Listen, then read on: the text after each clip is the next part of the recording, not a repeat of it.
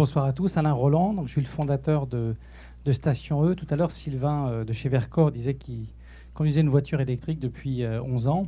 Il se trouve que moi aussi, et c'est très agréable en effet. J'étais sur d'autres sujets. Moi, je viens surtout du monde de l'informatique et télécom. Et dès 2011, j'avais commencé à comprendre, comme beaucoup d'entre nous, que la voiture électrique allait faire avoir un essor du fait des grands investissements qui étaient faits par les industriels depuis très, très longtemps. Et puis je me suis dit, il faudra faire un maillage. Tout à l'heure, on parlait de maillage territorial. C'est très compliqué, ça coûte de l'argent. Les villes n'ont plus d'argent. Et donc je me suis dit, avec mon équipe, on va créer un modèle économique. On va d'abord penser au modèle économique avant de penser aux technologies. Et on va essayer de voir comment faire pour avoir des stations qui ne nécessitent pas de subvention, pas d'investissement donc public, qui soient rentables en 6 ans et qui permettent aux utilisateurs de se charger à l'équivalent de 70 centimes le litre d'essence.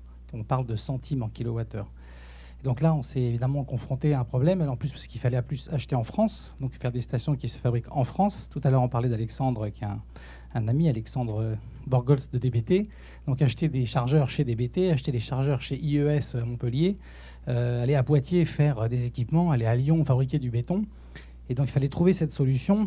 Et on s'est dit, il ne faut pas se poser la question d'un point de vue industriel, il faut se la poser d'un point de vue de l'utilisateur pour essayer de trouver dans la chaîne de valeur qui on pourrait intéresser pour aller chercher évidemment des revenus ailleurs que sur l'électrique. Parce qu'aujourd'hui, il est très clair que les chargeurs électriques seuls sont, je ne vais pas dire jamais rentables. Enfin, moi, je pense que ce sera jamais rentable, mais que ce sera en tout cas très difficile. Voilà, donc on a j'ai oublié de parler de la Banque des Territoires, Brega, etc. Mais tout à l'heure, on a une petite repasse pendant le repas. Je vais vous embêter encore 5 minutes pour parler un peu de vision.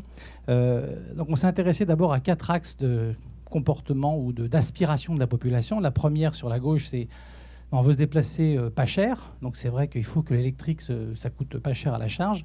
On veut pouvoir, sur le deuxième axe, pouvoir avoir du haut débit partout en France. Donc on a signé un contrat avec Orange, avec Free, avec SFR, avec Bouygues Télécom, avec des sociétés de Smart City.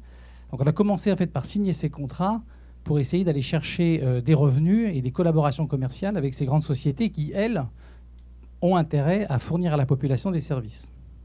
Il y a un troisième axe sur lequel on a avancé. On a signé avec La Poste, avec Pickup, qui font des casiers, vous savez, quand vous allez chercher des colis. On a signé avec Amazon. On a cherché à rajouter de l'autopartage avec des sociétés qui dépendent du chargeur électrique pour mettre des voitures en autopartage pour la population, des services régaliens avec des caméras. Et puis enfin, on a été chercher des données, et ces données sont très intéressantes parce que quand une voiture se charge sur un chargeur, une Renault par exemple, j'ai une Mégane E-Tech, quand on la charge, qu'elle est sur un chargeur, elle a un comportement. Et ce qui se passe entre la voiture et le chargeur, industriellement, est très intéressant pour le constructeur parce que lui, une fois que la voiture est partie, il ne sait plus trop ce qui se passe. Surtout quand c'est des chargeurs chinois, évidemment, qu'on n'installe pas.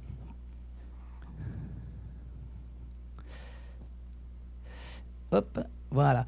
Donc on a beaucoup travaillé sur où est-ce qu'on allait mettre ces stations. Alors ici, 3 petits schémas rapides. Donc on a développé des solutions, des outils avec... on parle beaucoup d'IA, on parle plutôt de machine learning pour nous et de légère IA. Mais on s'est dit, la population, on a beaucoup interrogé la population, elle va se charger sans y penser et non pas faire le plein. J'ai 57 ans, donc je suis de l'époque de l'essence, on va dire. L'époque du plein, quand on est étudiant, on va faire 10 francs de plein à l'époque pour sa voiture. Mais en fait, on voit bien que les possesseurs de voitures électriques ne cherchent plus à faire le plein, à part partir quand on part en vacances. On va partir à la montagne ou ailleurs, on va s'arrêter nécessairement sur l'autoroute. Mais on s'est dit, on va placer les chargeurs là où la population s'arrête naturellement et va vaquer à ses occupations. Alors, il y en a une douzaine que je vous épargne ici. Mais bon, il y a le supermarché, il y a le centre de sport, la maison médicalisée, le centre de loisirs, le centre de tourisme, etc. Et on a cherché à mettre des chargeurs qui redonnent à la voiture le temps de l'arrêt, donc naturel, sans y penser, redonner 150 km. Ou jusqu'à 300 km si on reste plus longtemps. Et on a constaté que 2 fois par semaine, charger 150 km, ça fait 300 km, et par an, ça fait 15 000 km. C'est déjà largement ce que fait une voiture quand on fait son quotidien. Donc on a décidé de mettre des chargeurs 24 kW et 50 kW. D'abord parce qu'ils coûtent moins cher que les superchargeurs. Ensuite, on a constaté qu'on avait une fréquentation qui était égale à celle qu'on trouve sur les chargeurs ultra rapides. Ça coûte moins cher. on met moins de points de charge et on ajoute des points de charge au fur et à mesure de l'utilisation sans mettre des grands hubs qui coûtent énormément d'argent.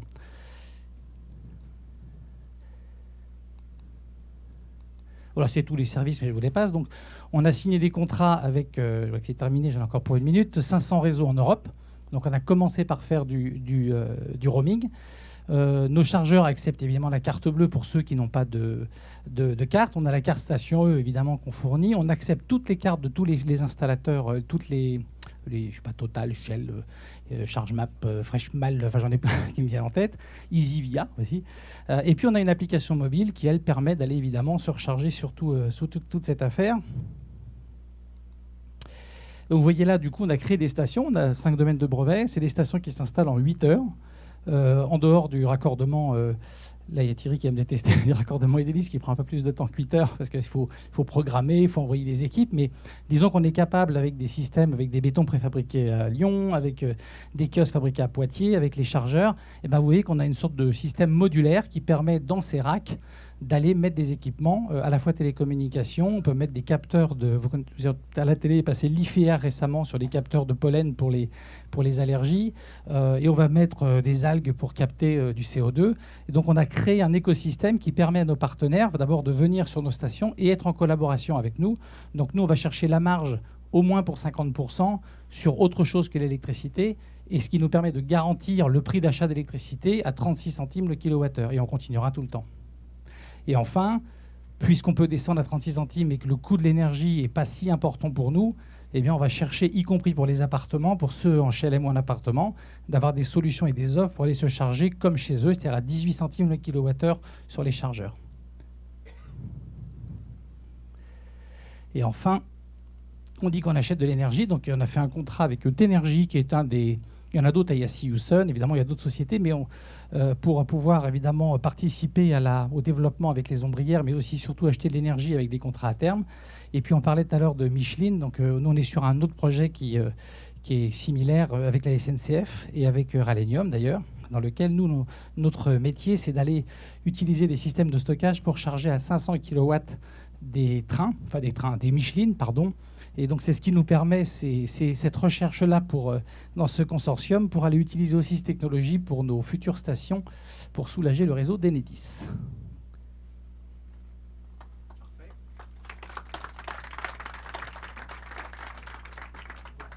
Est-ce qu'il y a des questions? Oui, on a une devant, le micro arrive.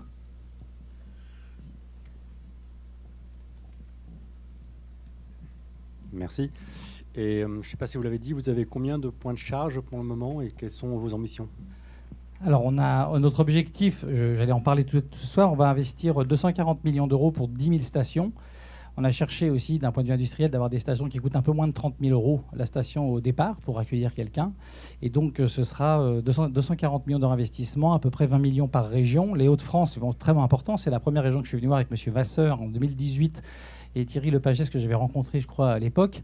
Donc, on a déployé des stations. On en a 150 déployées actuellement et donc 300 points de charge. On aura normalement 600 points de charge cet été et en ville 1200 points de charge à la fin de l'année, puisque maintenant, on industrialise notre processus sur le territoire français. Beaucoup Grand Est, Hauts-de-France, Normandie, avec un contrat qu'on a signé avec la Caisse d'épargne Normandie, à la fois pour la distribution de nos solutions et à la fois pour Kiwai, ça doit parler à ces messieurs de la Caisse d'épargne, qui est dans le cadre de Bicorp. Et puis derrière, on va monter en charge jusqu'à 2000 stations par an. Une autre question? Non, parfait. Merci beaucoup Alain.